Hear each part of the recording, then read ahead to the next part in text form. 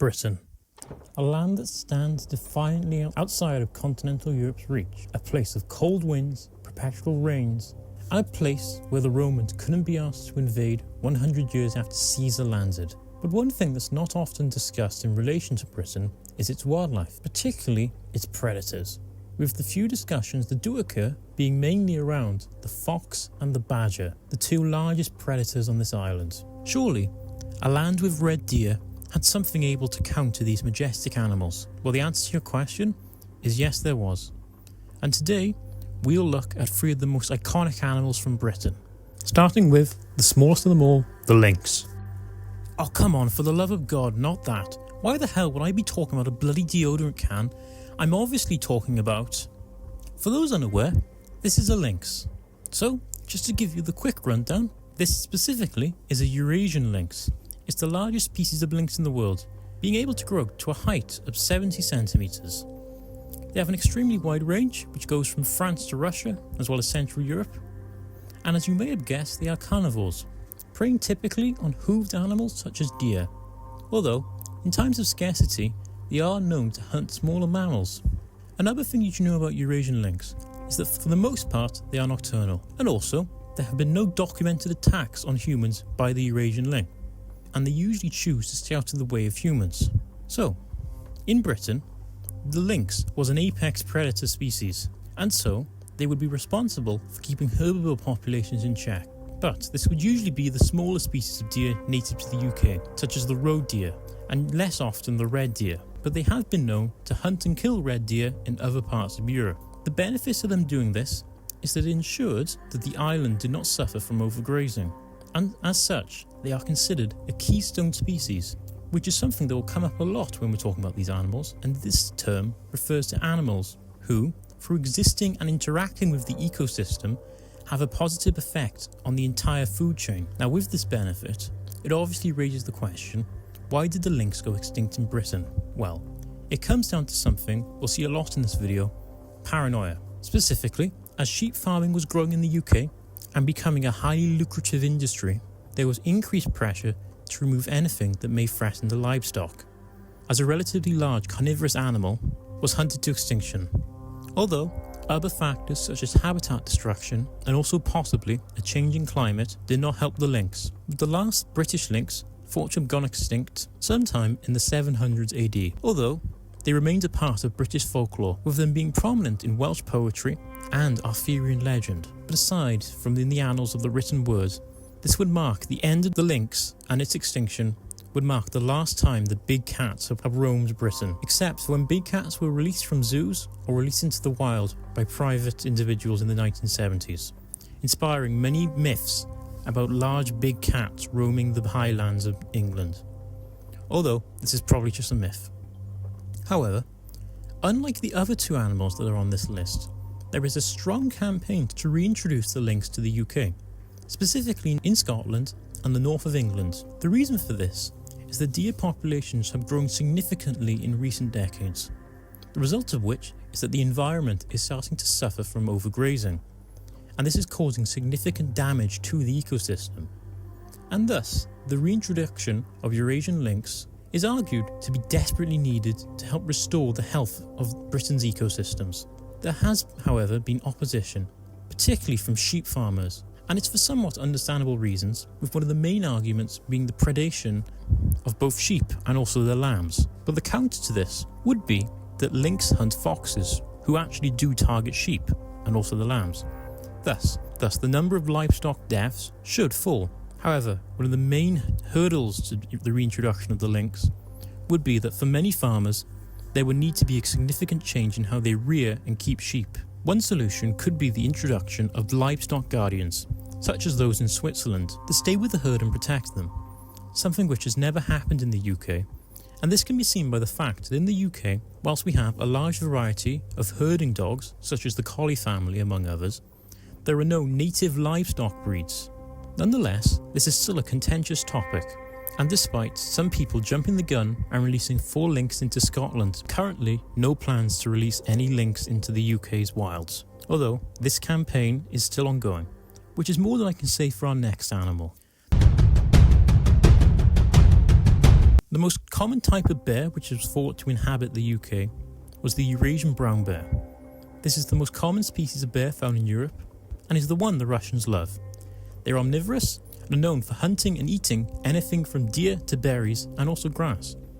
They can grow to heights of 5 feet on their paws and could weigh somewhere between 150 to 354 kilograms, making them among the heaviest animals in Europe. The brown bears of the UK were probably always small in number, likely due to factors of space, with some scientists thinking the British population was around 13,000 individuals, which, while sounding like a lot, taking into consideration the size of the UK, it's not really.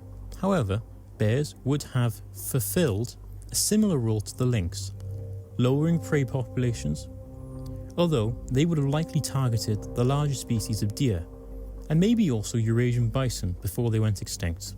They would have also helped distribute seeds through their poo, and are again seen by many to be a keystone species. So that obviously raises the question, why did these guys go extinct? Well, unlike the other two animals on this list, where their reputation as fearsome predators and dangers to humans is somewhat unearned, bears are far more territorial than lynx and wolves, and as bigger animals, came into conflict with humans more frequently. The results of which were significant efforts by the nobility and the peasantry of the time to eradicate bears in the UK, with the last bears thought to have been killed in Scotland sometime in the early 11th century. But, like the lynx, bears have penetrated the minds of the British people, appearing in many myths, with bears being worshipped as gods by the Celts, and the name Arthur may be linked to bears, as bear in Welsh is Arth, and thus, through the name Arthur, invokes the image of strength and courage.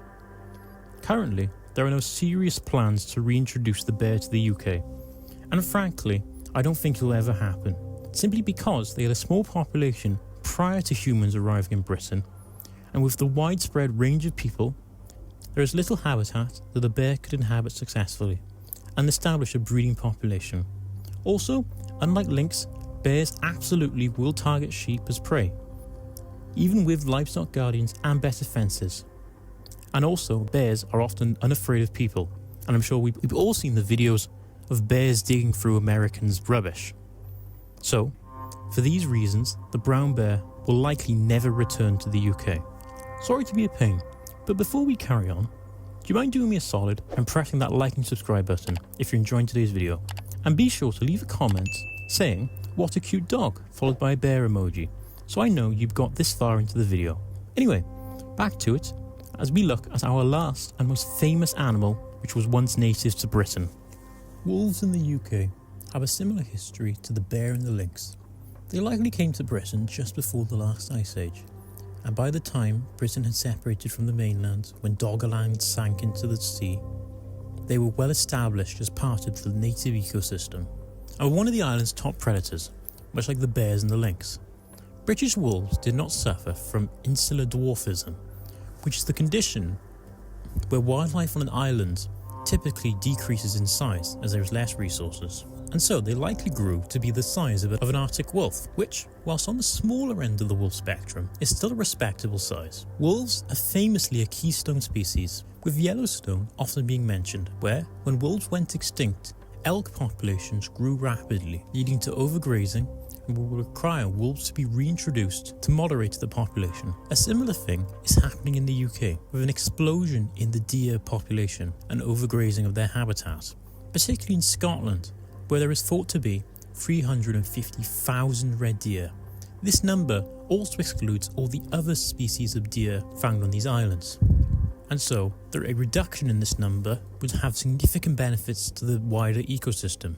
Another benefit would be that reintroducing the wolf would allow smaller animals to boost their population, because they would not be as worried about a deer eating through their living room. Wolves in the UK held out the longest of any of the predators on this list, which is impressive because they were heavily persecuted against, although this persecution would start first in England during the early medieval period. And there is also little evidence of the Welsh and Scottish kingdoms organising large-scale wolf hunts, at least during this time. As a result, areas like the Welsh Marshes, which was the area between England and Wales, became heavily inhabited by wolves, partly because they were much like the DMZ on the Korean peninsula, with very few large-scale developments happening. What we do know is that wolves had gone extinct in southern England by the time of the Norman conquest in 1066, and wolves would be heavily hunted by the English nobility throughout this period, with servants specialising in the hunting of wolves. One of the big issues of wolves during this period was that they would dig up people's graves and eat the corpse, and on one such event, it would inspire King Henry II to invade parts of the Welsh kingdom to reduce the wolf population. By the time of King John, we would start to get our first wolf bounties at 10 shillings a skin, and under Edward I, you would see the order for the total extermination of wolves in England, with their population being driven back to the north of England and the Welsh marshes, and over the following years they would go extinct in both England and Wales, with them totally going extinct south of Hadrian's Wall by the time of Henry VII, and their population was on the decline in Scotland as well. In the late 15th century, by the time of James I in 1680, it is thought that the last wolf had been killed, although there have been reports of wolves being seen in Scotland into the 19th century. Much like the bear and the lynx, wolves still present in Britain, although only through the written word, with the story of Gelert, which is a Welsh story representing how many people viewed wolves during this period. During the story, a wolf threatened to kill the son of the Welsh king Llewellyn the Great and would have to be saved by his loyal dog Gelert, although the story likely didn't happen. But once again, it does show how people viewed wolves during this period and throughout most of British history. The prospect of wolf reintroduction to Britain is controversial for the same reasons as the lynx reintroduction, most of which stems from the fear of the possibility of human attacks and the death of sheep. And currently, there are few serious plans to reintroduce wolves back into the UK. Although, it should be noted, wolves typically avoid people, and attacks on wolves by people are even rarer. However, just like the lynx, concerns around farming are serious and also justified, and thus, work needs to be done before wolves can be reintroduced to ensure that the farmers are able to peacefully coexist with these reintroduced wolves. These three animals represent Britain's link to a time long since past, a time of magic and legend, where we thought the world held dragons and wizards, but that is no longer the reality we live in. The reintroduction of the brown bear is off the table for now, and likely always will be. And whilst the wolf and the lynx are more likely to be reintroduced, their reintroduction would have to be properly managed and would need to ensure the local communities would be able and willing to coexist with these animals. But the argument remains, Britain's food chain is a tangled mess, with there being too many large herbivores such as deer, as well as wild boar and the recently introduced European bison, which will likely grow in number over the next few years, and our current predators are ill-equipped to handle these larger animals, and so something bigger is needed to restore balance. But whatever solution we land on, this needs to be done in a responsible way to ensure that the same paranoia that resulted in these animals going extinct doesn't return. And with that, folks, I'd like to thank you for watching. Bit of a mixture of history and nature today, but I thought it was worth covering this topic. I'd also like to thank the chap that inspired me to cover this topic and for the advice he has given me regarding this whole YouTube thing. Whilst I won't name them, you know who you are. As for everyone else, be sure to press that like and subscribe button if you've enjoyed. It's greatly appreciated. And be sure to join us next time as we go to Africa to look at an absolute weapon of a bird. I look forward to seeing you then. In the meantime, check this video out on the longest bony fish in the world. And remember, eat something healthy and drink a glass of water. And I'll see you in the next one.